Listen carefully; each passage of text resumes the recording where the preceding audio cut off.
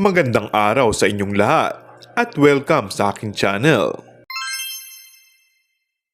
Maapektuhan kaya ang pagpirma ng kontrata ng kapamilya aktor na si Paulo Avellino sa ABS-CBN matapos ang kontrobersyal na issue nito patungkol sa pelikula lang ngayon ng aktres na si Kim Chiu.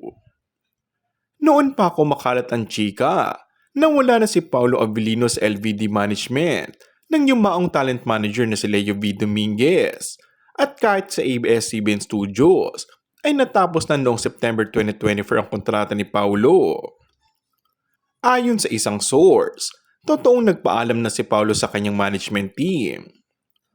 Maayos naman daw ang goodbyes nila at hindi dapat gawing intriga dahil matagal na rin namang walang management contract si Paulo sa LVD Management. Nag-expired man ang kontrata ni Paulo sa ABS-CBN Studios at ang chika nga, mag-renew naman daw ito ng contract.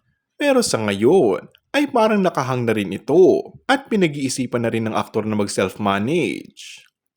Nakatakda na sanang ganapin ang renewal ng kontrata nito sa mga susunod na araw. Hiling ng mga fans ay sana'y hindi maapektuhan at maayos ng muli ng ugnayan ng ABS-CBN Studios at ng aktor dahil sa naging issue sa showing ng kanilang pelikula.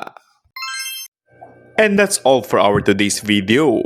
Kung bago ka lang sa aking channel ay mag-subscribe at pindutin na rin ang notification bell. Maraming salamat!